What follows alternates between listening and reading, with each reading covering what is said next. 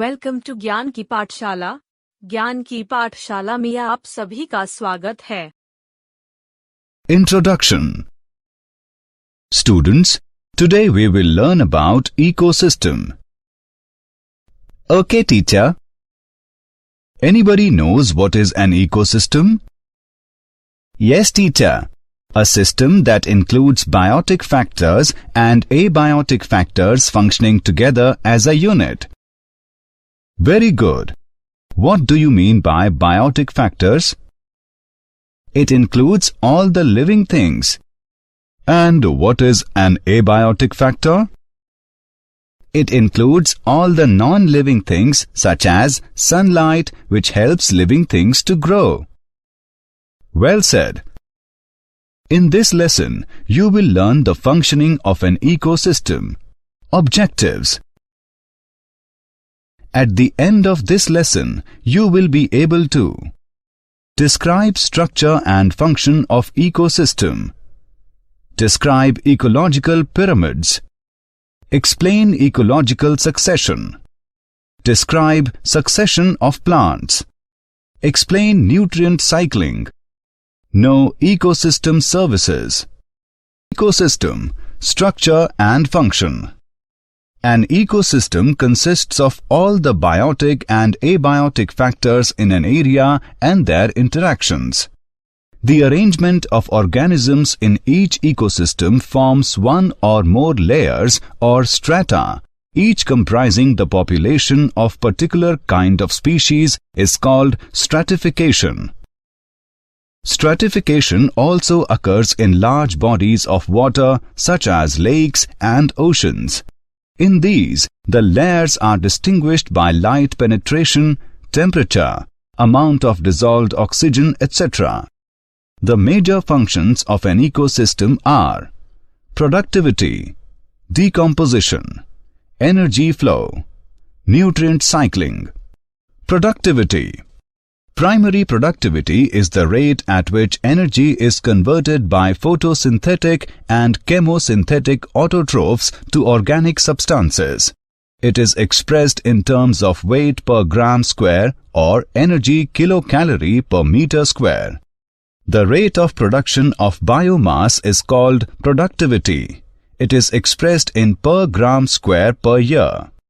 Productivity can be divided into gross primary productivity (GPP) and net primary productivity (NPP). The total amount of productivity in a region or system is gross primary productivity. A certain amount of organic material is used to sustain the life of producers and the remaining amount is net primary productivity (NPP). For example, a certain amount of GPP produced by a plant is utilized by the plant itself for respiration.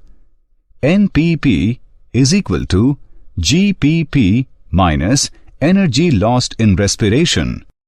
The rate of increase in the biomass of heterotrophs per unit time and area is called secondary productivity. Primary productivity depends upon the availability of nutrient and various environmental factors. Decomposition. Decomposition is the process in which the complex organic matter is broken down into simpler organic substances and ultimately into inorganic compounds. Detritus is the raw material for decomposition. Detrivores are those organisms which feed on the detritus and break it down into simpler compounds. There are following steps in decomposition. Fragmentation. It is the process of breaking down detritus into simpler compounds. Leaching. Natural process by which water-soluble substances such as fertilizers, pesticides are washed out from soil or wastes. Catabolism. The enzymatic conversion of the detritus into simple organic compounds and then into inorganic compounds is called catabolism. The enzymes are secreted by the decomposers like bacteria and fungi. Steps of decomposition. Humification. The process of formation of humus is called humification. The creation of humus in soil after interaction with bacteria which has broken down dead and dying biological matter into humus. The created humus decreases the rate of decomposition. Mineralization. It is the process in which the humus is degraded by certain microbes and inorganic nutrients are released. Energy flow. Producers are generally chlorophyll-bearing autotrophic organisms which prepare organic compounds from inorganic raw materials with the help of sunlight through the process of photosynthesis. The green plants are regarded as the producer in the ecosystem. A consumer is the organisms that obtain nutrients or food from other organisms. This is also a heterotroph. All the animals shown in the figure are consumers and so on. Consumers are of two types. They are herbivore and carnivore. Herbivores feed directly on plants. They are also called first-order consumers. For example, grasshopper, deer, etc. are some herbivores of a terrestrial ecosystem. Protozoans, mollusks, crustaceans, etc. are some herbivores of an aquatic ecosystem. Carnivores are animals which feed or prey upon other animals.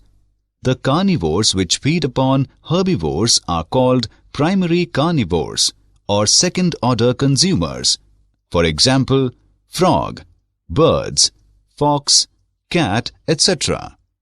The animals which feed upon the primary carnivores are called secondary carnivores or third-order consumers. For example, owl, peacock, tiger, lion, etc. Secondary consumers are preyed upon by some larger carnivores. They are called tertiary consumers and so on. The larger carnivores such as lion, tiger, etc., which cannot be preyed upon further, occupy top position in the food chain and are called top carnivores. An animal which is able to consume both plants and animals are called omnivores. For example, human being. Decomposers are saprophytic microorganisms such as bacteria and fungi, which obtain their food from dead bodies of producers and consumers and their organic wastes. Decomposers are often called microconsumers because of their small size. The transfer of food energy from the source in plants through a series of organisms with repeated eating and being eaten is referred to as food chain. The grazing food chain always starts from green plants to tertiary consumer level, and green plant is the first organism to absorb solar energy. Whereas the detritus food chain starts from detrivores, in this food chain, bacteria and fungi are the first ones. The interconnection of food chains in an ecological community is called food web. Energy flow. Trophic level. Organisms occupy a place according to their feeding relationships in the food chain, and that place is called as their trophic level. Plants that produce energy from the sun and nutrients are the first trophic level. After that, herbivores that eat plant are at second trophic level. At the third level, first level carnivores are present because they eat herbivores. At the fourth level, second level carnivores are present because they eat first level carnivores. The amount of living material present in different trophic levels at a given time is called standing crop. The amount of energy flow decreases with successive trophic levels. Producers capture only a small fraction of solar energy, and the bulk of unutilized energy is dissipated mostly as heat. Part of energy captured in gross production of producers or gross primary production GPP is used for maintenance of their standing crop, respiration, and for providing food to herbivores. The unutilized net primary production, NPP, is ultimately converted to detritus, which serves as energy source to decomposers. The herbivores provide energy to the carnivores and the unutilized energy is passed to the decomposers. Ecological pyramids, pyramid of number. Trophic structure may be shown graphically as ecological pyramids. There are three ecological pyramids. They are pyramid of number, pyramid of biomass, pyramid of energy. Pyramid of number. They show the relationship between producers, herbivores and carnivores at successive trophic levels in terms of their number. There will be a gradual decrease in the number of individuals from the lower to the higher trophic levels. Pyramid of biomass. Pyramid of biomass. It is a graphical representation to show the relative amounts of biomass at each trophic level. In this, organisms are collected from each feeding level, dried and then weighed. This dry weight represents the amount of organic matter of the organisms. In aquatic ecosystem, the pyramid of biomass is inverted shaped as it shows a sharp decrease in biomass at higher trophic level. Pyramid of energy. Pyramid of energy. Energy pyramids are never inverted. These pyramids depict the transfer of energy from one trophic level to the one above and clearly show that the amount of energy available to higher trophic levels is significantly less than that available to lower levels. Ecological succession. The progressive replacement of one dominant type of species or community by another in an ecosystem until a stable climax community is established is called ecological succession. The entire sequence of ecological communities successively occupying an area from the initial stage to the climax is called NCERT. Characteristics of succession. It tends to progress from unstable biotic community to stable biotic community, that is, complete adjustment with the environment. Its several stages are so regular and directional that an ecologist can often predict the sequence of future communities. In successive several stages, there is tendency towards increase in species diversity, total biomass, niche specialization and humus content of the soil. It tends to progress from simple food chains to complex food webs. The habitat tends to modify from aquatic or dry conditions to mesic conditions. Succession of plant and animal communities occurs side by side. However, plant succession is easily visible. Types of succession. There are two types of succession: primary succession, secondary succession. Primary succession. It is a biotic succession that occurs on a substratum like bare rock, lava sediments, sand dunes, new island exposed out of the sea or a newly developed lake or pond, etc. Such a substratum is quite hostile to first life or prior community. Under such conditions, only a few simple and hardy organisms survive. The sequence of succession stages of a primary succession is called NCERT. Primary succession following glacial retreat. 1. Bare rock left after the retreat of glacier. 2. In time, mosses and lichens start to colonize the rock. As they die, organic matter is added to weathered rock particles, making simple soils. 3. As the soils develop, grasses and small herbaceous plants start to grow. 4. Deeper soils hold more water. 5. Eventually, trees establish, leading to the development of a climax community on mature soils. Secondary succession. Secondary succession. It is a biotic succession that occur in an area which have become bare due to destruction of previously existing biotic community by fire, drought, landslide, earthquake, etc., leaving a few organisms and considerable amount of organic matter. The remaining species, along with some new ones which invade in the area, regenerate a new community. The community undergoes several changes and ultimately gives rise to a climatic climax community. The sequence of succession stages of secondary succession is called subsere. Succession of plants. There are 7 stages in succession of plants. Plankton stage. The spores of planktons reach to a newly formed water body through wind or animals. The planktonic stage mainly includes minute autotrophic organisms such as green flagellates, diatoms, and cyanobacteria. These are called phytoplanktons. The population of phytoplanktons is balanced by zooplanktons that feed on the phytoplanktons. Death and decomposition of phytoplanktons mix with silt and form a soft mud at the bottom of pond, which favor the growth of next seral stage. Rooted submerged state. The soft mud mixed with organic matter favors the growth of submerged plants like Potamogeton, Hydrilla, Vallisneria, Utricularia, Zenichelia, etc. They are rooted in the mud and fill the water. Accumulation of silt and sand around the plants make the water body shallower. Death and decay of submerged plants enrich the newly formed soil with humus.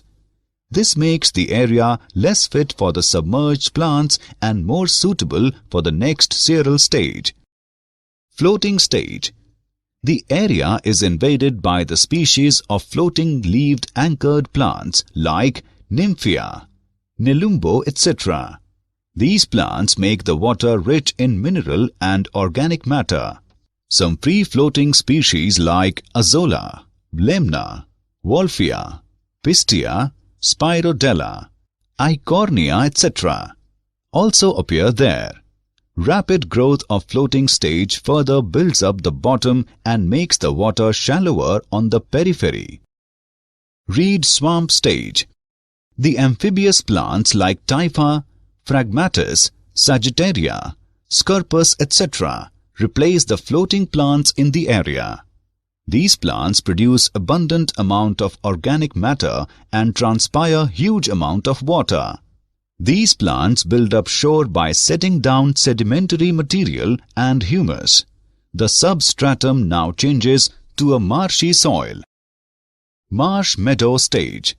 The marshy shore of the water body is invaded by carex, cyperus, juncus, etc. Some grasses like Themeda, Decanthium, and some herbs like Caltha, Campanula, Polygonum, etc. also inhabit the area. The plants add more humus in the area. Woodland stage.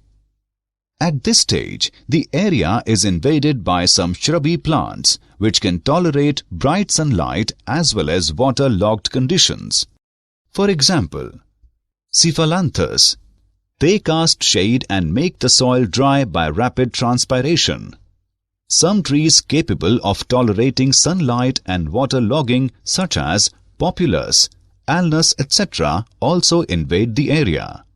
These plants further lower down the water table by their transpiration and build up more soil. Climax forest. The previous occupants disappear and give place to more shade-tolerant and mesophytic species. Thus, the area once under deep water becomes finally transformed into a forest. It should be remembered that the nature of the climax community will depend upon the climate. A forest community will develop only if the climate is moist. In dry climate, the climax community may be grassland or some other xeric community. Nutrient cycling. The continuous exchange of nutrients, elements among organisms and between organisms and their physical environment is called biogeochemical or nutrient cycle. Types of nutrient cycle. Gaseous, sedimentary. The source of gaseous nutrient cycle is present in atmosphere. Examples of gaseous nutrient cycle are carbon, nitrogen cycle, etc.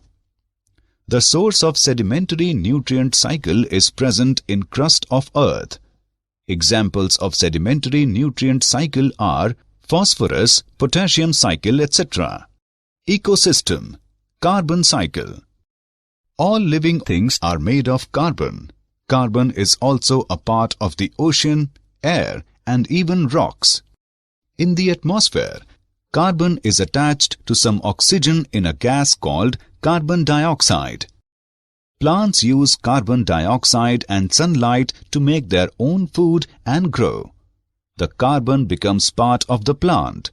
Plants that die and are buried may turn into fossil fuels made of carbon, like coal and oil, over millions of years. When humans burn fossil fuels, most of the carbon quickly enters the atmosphere as carbon dioxide. Carbon dioxide is a greenhouse gas and traps heat in the atmosphere. Without it and other greenhouse gases, Earth would be a frozen world. But humans have burned so much fuel that there is about 30% more carbon dioxide in the air today than there was about 150 years ago, and Earth is becoming a warmer place. Ecosystem, phosphorus cycle. The phosphorus cycle is a sedimentary cycle. The atmosphere is not a reservoir for phosphorus, nor does microorganisms fix phosphorus as they do nitrogen. Phosphorus enters the biosphere almost entirely from the soil through absorption by plant roots. Weathering of rocks contain phosphate materials, chiefly apatite Ca5PO4-3OH, results in the relatively small pool of inorganic phosphorus available for organismal use. In most soils, the major amount of phosphorus absorbed by plants comes from organic molecules that undergo decomposition, releasing phosphorus in plant-available inorganic forms. The release of organically bound nutrients to plant-available forms is termed mineralization. Phosphorus is used by organisms in energy transfers as a component of nucleic acids and as a structural element of membranes. Ecosystem services. Ecosystem provides following services: maintenance of gaseous composition of the atmosphere, climate control by forests and oceanic systems, natural pest control, formation and protection of soil, conservation and purification of water, nutrient cycling, etc. Did you know? In 1935, Arthur Transley, the British ecologist, coined the term ecosystem. With a few supplies and a sunny corner, it is possible to grow tropical fruit plants indoors. Across the globe, deforestation is a major contributor to climate change. Summary. Let us summarize what we have learned. An ecosystem consists of all the biotic and abiotic factors in an area and their interactions. The rate of production of biomass is called productivity.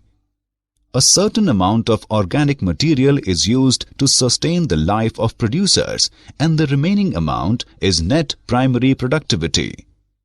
NPP is equal to GPP minus energy lost in respiration. Decomposition is the process in which the complex organic matter is broken down into simpler organic substances and ultimately into inorganic compounds. Herbivores feed directly on plants. Carnivores are animals which feed or prey upon other animals. An animal which is able to consume both plants and animals are called omnivores, for example, human being. The transfer of food energy from the source in plants through a series of organisms with repeated eating and being eaten is referred to as a food chain. The interconnection of food chains in an ecological community is called food web. Organisms occupy a place according to their feeding relationships in the food chain, and that place is called as their trophic level. Trophic structure may be shown graphically as ecological pyramids. The progressive replacement of one dominant type of species or community by another in an ecosystem until a stable climax community is established is called ecological succession.